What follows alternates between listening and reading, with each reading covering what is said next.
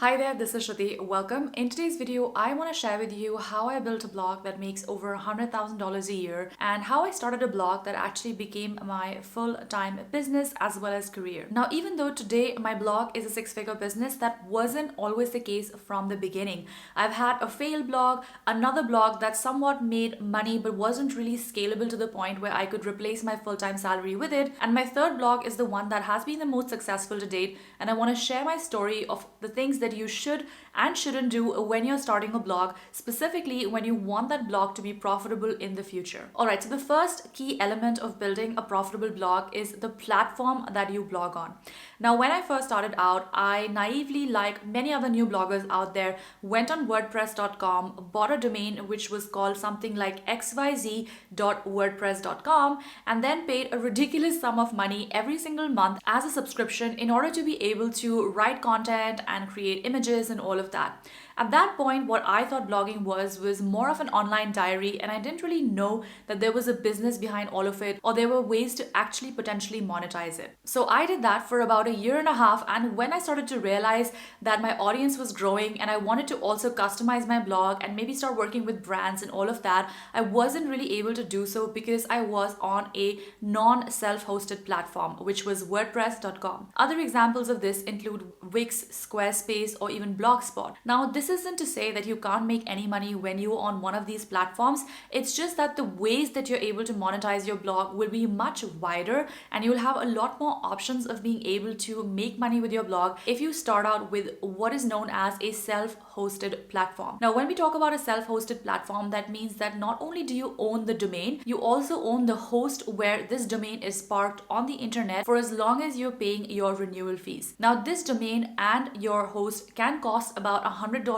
for the first year and maybe a little bit less or more depending on how much you pay upfront. The host that I use and recommend is HostGator, which is one of the cheapest hosts out there in order to start with as a beginner, and I'm going to include a link to that in my blogging tools below. If you're looking for something a little bit more premium, you can also look at another host called SiteGround, which is also known for its excellent customer service. However, their plans are a little bit pricier than HostGator, and for a beginner, that might not be the best option for you. Now, besides the fact that a self-hosted blog is much more easier to monetize, there are also other reasons why you want to opt for that. The most important of them being that you're able to customize your blog the way you want. Now, when we talk about a self-hosted platform, with your host, you are going to install WordPress.org, which is an open source content management system, and that is going to be the back end of your blog where you're going to be creating your blog posts, uploading your images, adding different things to your blog, building out your theme, etc. WordPress.org has tons of plugins which are essentially add-on functionalities that you might need for your blog in the future. So let's say you live in EU or your audience is based in European Union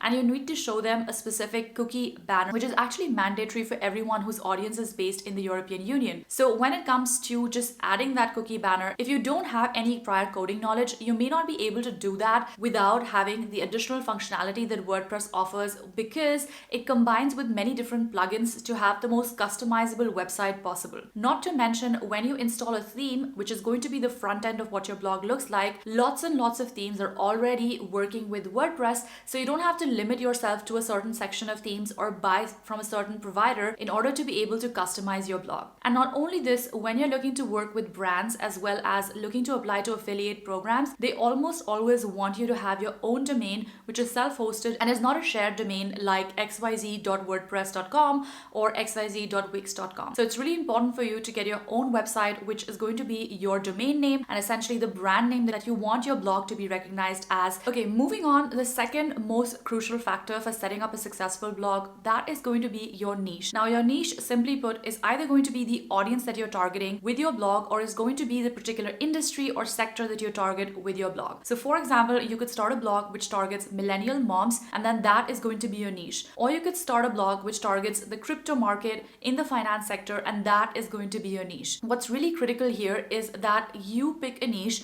that is not just something that you're excited about and that you know a lot about, but is also something that has a profitability potential.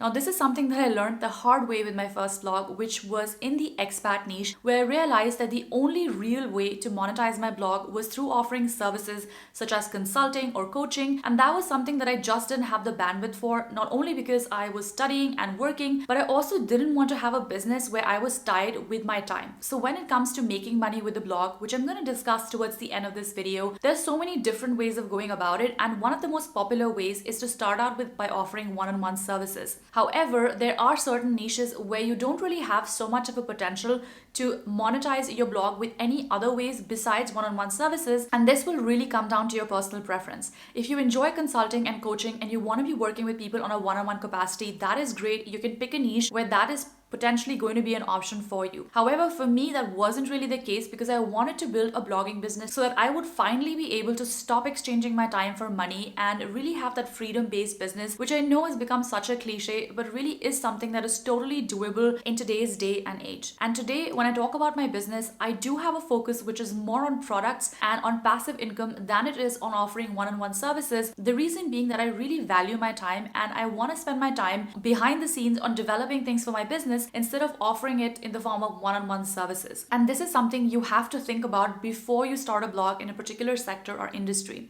So the second blog that I started was in the travel and lifestyle sector, and even though that sector has been badly hit in the last few years, at the time it was quite profitable for me because I was able to generate a really solid ad as well as affiliate income based on all the partnerships that I had. Now you also need to keep in mind the conditions of the particular time that you're starting your blog in. So while travel used to be a very lucrative niche pre-2020, it isn't so lucrative anymore because of the fact that we are still in a much more restricted space where we're not really able to maximize the potential for travel. Now, when it comes to picking your niche, there are three niches that are never ever going to go out of fashion and are always going to be relevant no matter whether we're talking 5 years down the line or 10 years down the line. Now, these three niches belong to three main categories, namely health, wealth, and relationships. Now, if you want to start a blog which you want to be sure of is going to be an evergreen niche, it's going to be around for a while, you should look at a category within these niches. So you don't have to have a blog which talks about all the health stuff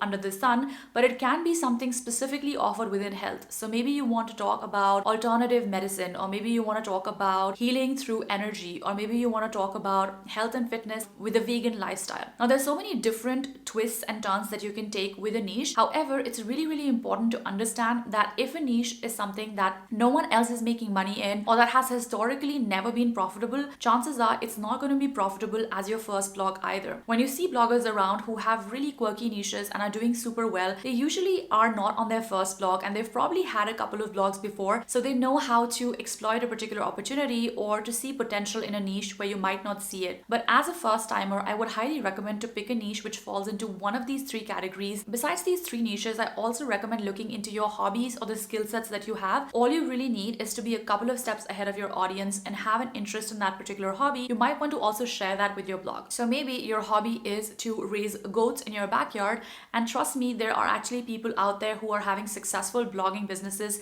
in such hobby niches as well, because they have managed to grow their audience in a particular niche which is very specific and has lots of potential when it comes to monetization, because there's not that much competition when it comes to other people offering the same. So do keep in mind that you want to look for a niche which firstly you either know a lot about or you are willing to learn about, and secondly has the potential to be a profitable niche. Alright, so the next key element of starting a profitable blog is the content that you create, aka your blog posts.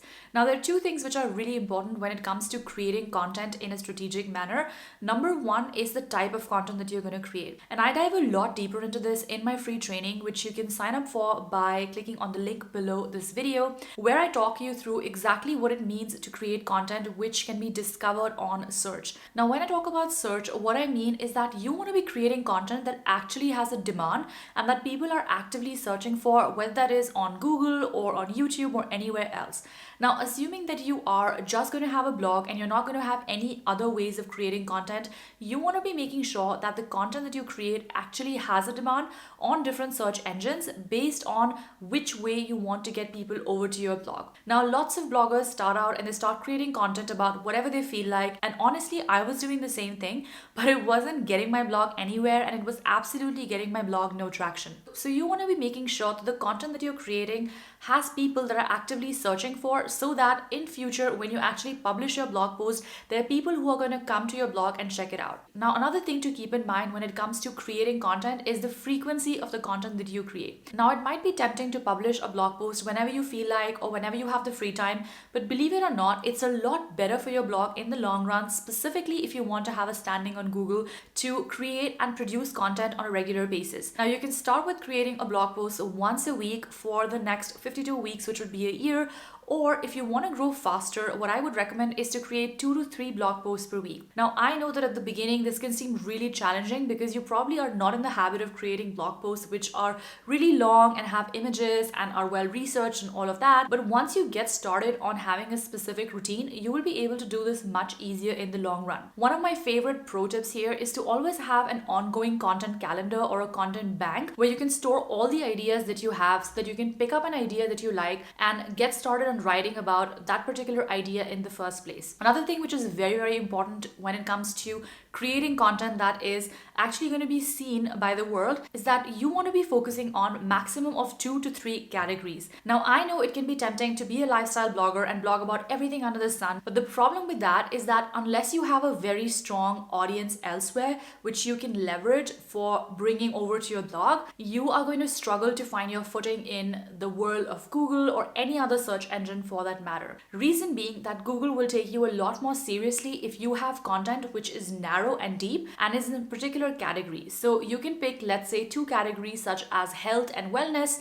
and create a blog around it. Or you can pick any 2 other complementary categories where the readers that are going to be interested in one category are also going to be interested in another, because otherwise you're going to create a blog that caters to too many different audiences, which is going to create a problem for your ranking, not only on Google, but also in terms of the minds of your audiences. You want to be ensuring that the brand and the blog that you're creating has a specific focus, whether that is on finance or that is on relationships or whatever else it is that you pick to blog about. All right, moving on, the next key element to have a successful blog is traffic. Now, by traffic, you simply mean the amount of visitors that are going to be on your blog. So this could be people that you know or just people that find you on the internet and then come and check out your blog. In the long run, traffic is going to be one of the most important indicators of your blogging success. Why? Because if nobody is actually reading your blog posts or nobody is coming across the content you're creating, how the heck are you going to be able to monetize your blog and actually make money from that business? Now, this is no different from when you have a business that works offline. Let's say that you open a cinema.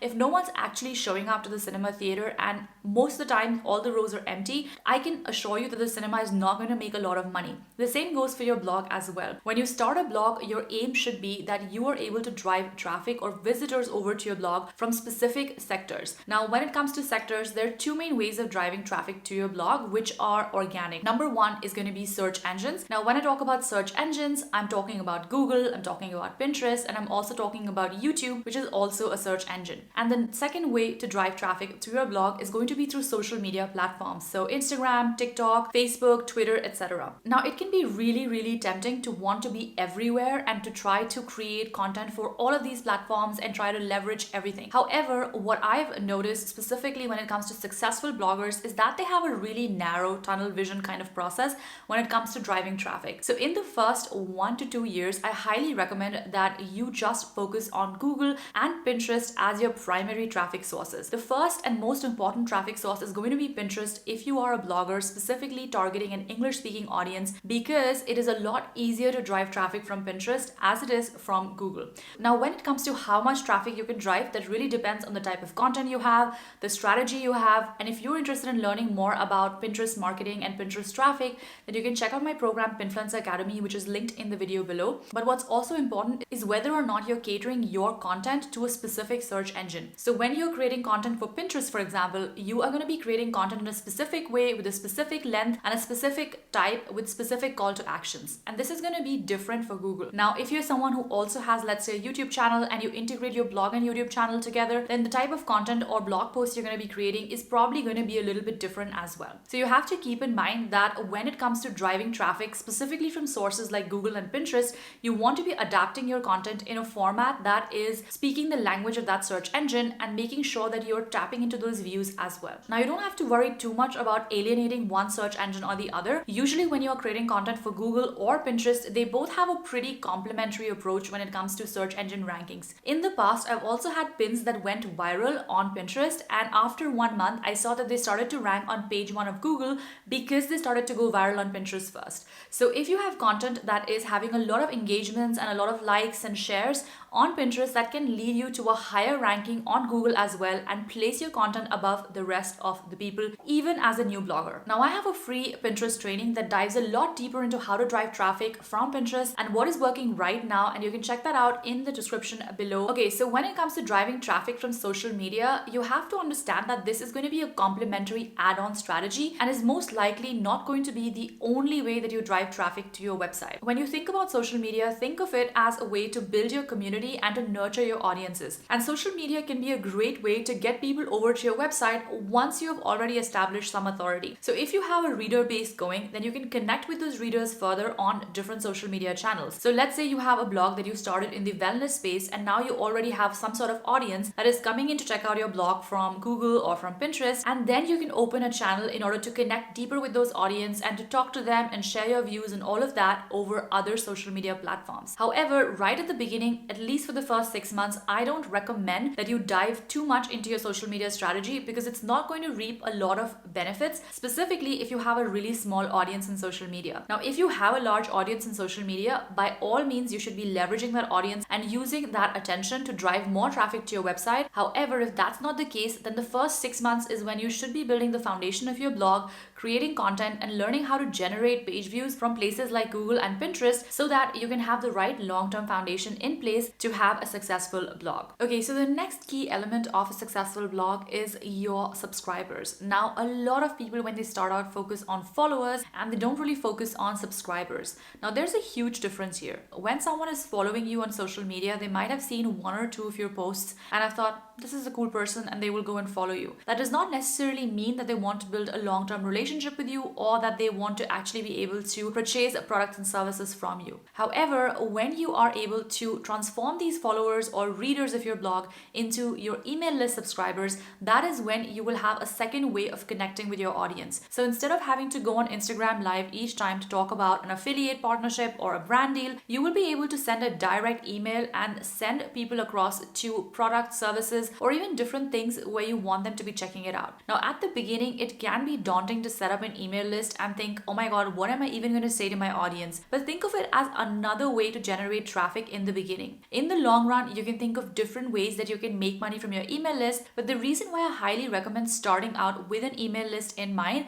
is so that you don't waste the initial couple of months when you can actually tap into the traffic that comes to your website and convert them into subscribers so that you can have an ongoing community-based relationship with them. Now, when I first started my blog, I did not know the concept of an email list and I had an idea of what an email newsletter meant, but I didn't know that I had anything to share with my audience. Hence, I never really tried to build my email list. As a result of that, I wasn't really able to monetize on that blog, and to no surprise, that blog was a flop. So when it comes to building a profitable audience in today's day and age, you want to be able to reach out to them through their email or having more contact information besides just someone casually following you and just checking out your site once and never coming back on it again. Think about it. How many blogs or websites have you gone to that you have never ever gotten back to again, except when you were on their email list and they reached out to you with some cool promotion or with some new content tips that they wanted to share? I firmly believe that one of the biggest reasons why my blog has been so successful is because I started to cultivate and build my email list from day one. At the beginning, I was offering a free checklist or a PDF,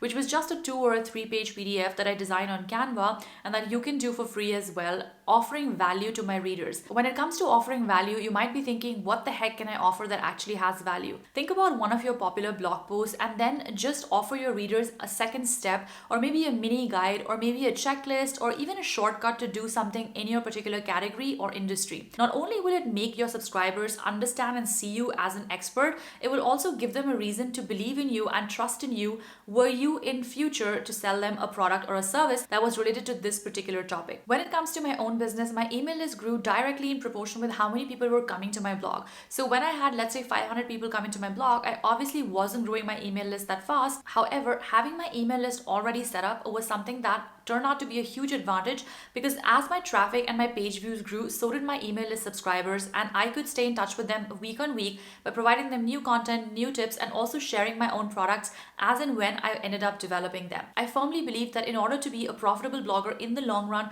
you need to have an email list, and you need to focus on cultivating an engaged and loyal email list instead of just spending all your time on social media and cultivating followers that may or may not be around were you to suddenly get banned on social media. So there are many creators who have lost their audiences and hence their businesses overnight because they got locked out of their account, or their account got hacked, or they just simply lost access to their account on social media. This is something that you can avoid and prevent if you also have a backup strategy, which is basically going to be an email list of your own that you actually own, a collection of people who have subscribed to your particular blog and are interested in hearing more from you. That is going to be your most powerful audience, and that is going to be the audience that is actually going to buy from you in the future. All right, moving on to the most juicy part of this video, which is going to be all about monetization. Now, when it comes to why my first two blogs didn't make a lot of money versus why my third made more, apart from the fact that I did not know the things that I've now shared with you in this video, one of the biggest reasons why that was the case was my approach to monetizing these blogs.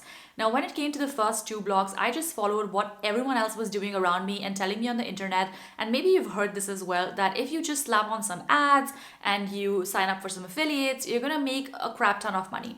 Now, here's the thing. While that is totally possible, the fact that ads and affiliates are sold as a full-time income strategy is beyond me. Reason being, anyone with an email address can actually sign up to be an affiliate, and there's so many different blogs that are running ads on the internet. What will make your blog stand out? One of the biggest things that you need in order for these forms of monetization is a large audience. This means that you must be having traffic which is in tens of thousands of page views every single month, coming from very specific countries in very specific categories, in order for you to make a decent living from them. Now, I absolutely believe that you should have as many sources of income as possible on your blog, and to this day I have 4 or 5 sources of income as well. But what contributes to the largest source of what I made this year is also something that I believe is the most profitable way to scale a blog, and that is my own products. So I created training products, which are 2 courses called CEO Blogger Academy as well as PINFLUENCER Academy, that dive deeper into blogging and Pinterest for your business and go step by step and take my readers from the very basics to advanced strategies that have helped me grow and scale my business quickly. Now, these products are obviously related to my niche, and when you create your own blog, those products can look really different. So maybe you're all about productivity and you want to launch your own productivity planner. That could be a product idea for you. Maybe you're all about healthy recipes and you could launch an ebook which is all about healthy recipes, or even a training on how to create healthy recipes from scratch.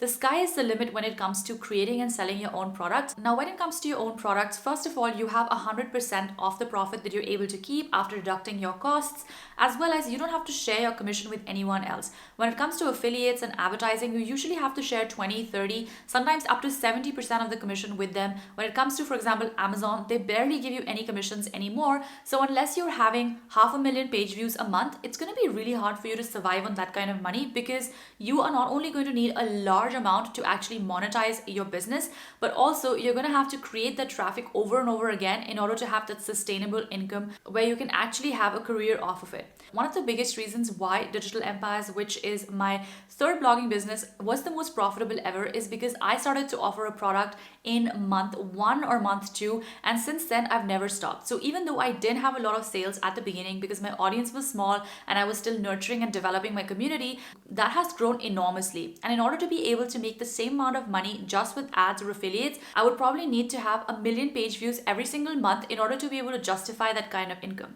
Now, while this is totally possible and it is totally possible to drive millions of page views, let's be realistic, it's probably not going to happen in the first few months of your blog. And this is exactly why I recommend students inside my program CEO Blogger Academy to think step by step of what kind of product they can offer so that they can have a passive income stream which is infinitely scalable running in the background while they develop their audience audience and their traffic in order to use other ways to make money blogging. Another very important thing to keep in mind is that when you first start a blog, you're probably not going to start making money from month one onwards, unless you have some kind of audience or some kind of expertise from before and you've done this before. So do keep in mind that it is not an overnight success type of journey. Neither was it the case for me, because I've been in this industry for about 5 years now. So I've really seen a lot of different trends and ways of growing my blog. And this is why I also tell my students not to have the approach where they think that just because you start a blog today, tomorrow it's going to start generating so much cash and then you are just going to be a millionaire in like 6 months. While it is totally possible to do so, it's probably going to take a little bit longer based on the strategy that you're using